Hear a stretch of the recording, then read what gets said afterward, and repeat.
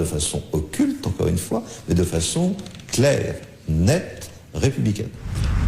C'est clair, net et républicain.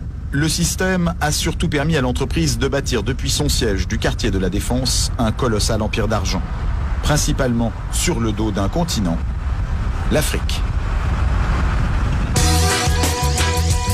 L'Afrique, le long des côtes du golfe de Guinée, c'est le précaré historique d'Elf. Elle représente les 2/3 de la production de la compagnie, au large du Gabon, du Cameroun, de l'Angola, du Nigeria, du Congo.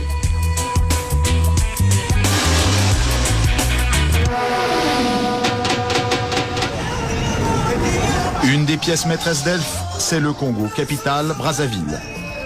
Malgré ses 14 millions de tonnes de pétrole produits chaque année, le pays est mal géré depuis 30 ans. Mais Elf a su y gagner énormément d'argent grâce à toutes sortes d'opérations. Ça commence sur les puits de pétrole eux-mêmes. Les installations industrielles sont à 600 km de Brazzaville, près de la ville de Pointe-Noire, au bout d'une des rares routes bien goudronnées du pays. On a suivi les panneaux, il faut prendre à droite. C'est indiqué. Voilà le terminal pétrolier de Djeno. C'est ici que transite le pétrole, extrait par Elf, pour son compte et celui du pays. Les puits sont en mer. Au bout d'un chemin, il n'y a rien à voir, si ce n'est quelques tuyaux qui s'enfoncent dans l'océan, derrière une grille. Problème, à partir de cette grille, fini le Congo, tout est contrôlé par Elf, dans le plus grand secret. C'est ce qu'affirme l'ancien président de la République, Pascal Lissouba. Selon lui, le Congo ne savait même pas combien de pétrole était extrait de son sous-sol.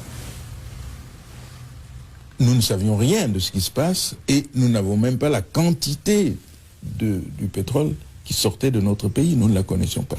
Vous voulez dire que les autorités congolaises ne la connaissaient pas. Ne connaissaient pas la quantité de pétrole extraite de leur sol? Par quel moyen? Pour le savoir, il aurait fallu que les Congolais puissent se rendre ici, sur cette bouée qu'on devine plus qu'on ne la voit. Loin des regards, c'est là que les pétroliers viennent charger le pétrole. Seulement voilà, les navires sont Elf, les employés sont Elf, les chiffres sont donnés par Elf, et les autorités du Congo assurent qu'elles n'ont pas les moyens d'aller vérifier. Gilbert Songuissa a dirigé pendant plusieurs années les services de contrôle pour le ministère des Pétroles. Selon lui, c'était mission impossible ou presque. Pour aller contrôler, naturellement, il faut faire appel aux moyens des compagnies pétrolières. C'est-à-dire que vous-même, est-ce que vous aviez vos propres bateaux, vos propres hélicoptères pour pouvoir aller sur les plateformes? Non, pas du tout. Vous aviez combien de bateaux? Je vous ai dit pas du tout, donc 0 bateau. Même pas une pirogue. Au large de ces plages, des quantités de pétrole importantes auraient ainsi été acheminées sans que les officiels congolais n'en soient mis au courant. Parfois même, des navires entiers. Et un pétrolier de 100 000 tonnes, cela représente près de 100 millions de francs qui échappent aux caisses du pays. On appelle ça une cargaison fantôme. Interrogé sur la question, Loïc Le Floch-Prigent ne dément pas qu'il y en ait eu. Il y a des cargaisons qui sont produites et qui n'ont jamais été officiellement. Voilà. Alors, c'est des choses qui sont arrivées, bien sûr, dans le passé, quand les dispositifs de comptage n'étaient pas aussi précis que maintenant. Là, on peut estimer qu'aujourd'hui, les dispositifs de comptage sont précis, du moins dans certains pays. Alors si je prends l'exemple quand même concret des pays africains, et notamment dans les années 70, 80, 90, est-ce que les systèmes de comptage étaient précis? Le système de comptage était imprécis. Ces manipulations, les cadres congolais du pétrole s'en doutaient, mais impossible alors pour eux de poser trop de questions à Elf. Dans sa maison de Brazzaville, nous avons rencontré Saturnin Okabé. Il a été plusieurs fois en prison pour ses idées politiques et a été écarté de la gestion du pays depuis plusieurs années. Mais dans les années 80, il a été un des grands patrons des pétroles congolais. Selon lui, il n'était pas facile de contester ouvertement l'honnêteté d'Elf et des autres compagnies pétrolières. C'était toujours dangereux de vouloir donner l'impression qu'on n'a pas confiance à tel ou tel opérateur économique. Ça, je dois aussi vous le dire. C'était dangereux. Dangereux pour la personne qui était là. Parce que c'est quand même l'affaire pétrolière, et il faut le dire, est quand même une affaire de gros sous. Pour avoir mis son nez dans cette affaire de gros sous, Il raconte avoir été tout simplement viré de son poste, un des plus importants du pays, en 1991, du jour au lendemain. C'est quelqu'un qui m'est très confiant, qui m'a dit, écoute, demain matin ne viens pas au bureau. Ah bon? Mais demain matin, je ne suis pas parti au bureau, mes portes étaient fermées, clouées. Mais selon plusieurs responsables congolais, Elf aurait fait plus que cacher des quantités de pétrole.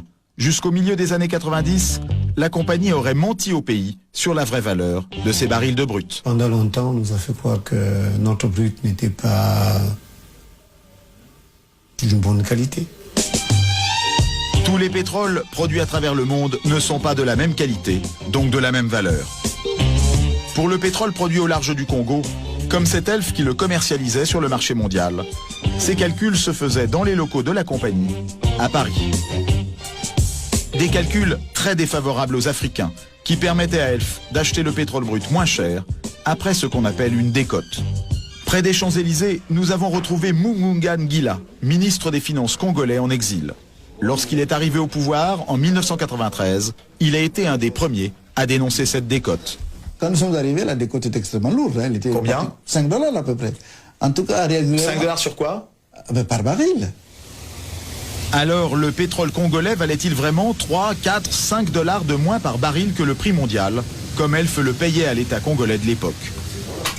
Mugunga Ngila est persuadé que non. Quand les Congolais s'en sont sérieusement préoccupés, Elf a été obligé de remonter ce prix, comme d'un coup de baguette magique. Est-ce qu'à votre connaissance, ça correspondait au prix réel auquel il était vendu in fine sur le marché? Je vous dis que non, puisque nous avons pu ramener la décote de 5 $ à 1,5 $. Ça veut dire que quelque part, il y avait 3,5 $ qui se baladaient. Alors va-t-on nous faire croire que les qualités de ce brut avaient subitement changé? Par quel miracle? Par quel miracle? Nous avons rencontré à Paris Patrick Gantès. Il a été cadre chez Elf pendant 20 ans. Il a été notamment délégué au Congo. Aujourd'hui, il admet que Elf a tiré parti sans complexe de la confiance des Congolais. Là, on a, si vous voulez, à mon avis, utilisé ou, comment dire, un peu la naïveté, je dirais, des dirigeants des pays hôtes, des producteurs. Et ce n'est pas tout. Selon nos interlocuteurs à Brazzaville, la compagnie locale Elf Congo, dont voici les bureaux, ne payait pas ou peu d'impôts. Elf Congo affirmait gagner très peu d'argent, à la grande surprise de la plupart des responsables du pays. Il y a eu des périodes euphoriques, quand il y a une période de boom pétrolier, où je me souviens dans les années 80, entre 80 et 83, vous avez eu le baril qui était allé parfois jusqu'à 40 $. Et le dollar à cette époque coûtait 10 francs. Donc on ne peut pas dire que c'est petit l'argent dans un contexte aussi favorable. Mais en revanche, la société présentait dans son bilan un déficit. Eh oui. Eh oui. Difficile à comprendre, venant d'une filiale qui représente entre 12 et 14% de la production d'Elf dans le monde. Pourtant c'est tout simple. Les bénéfices n'étaient pas déclarés au Congo, mais en Suisse ou en France. Une idée qui remonterait au premier directeur financier de la compagnie. On va faire le gain minimum à la filiale, si vous voulez, pour en faire profiter le maximum les structures centrales. En limitant les gains de la filiale, Ouais. quelles conséquences pour le pays producteur? C'est que l'impôt est moindre, la recette fiscale est moindre. Et ça joue sur des montants importants? Oui.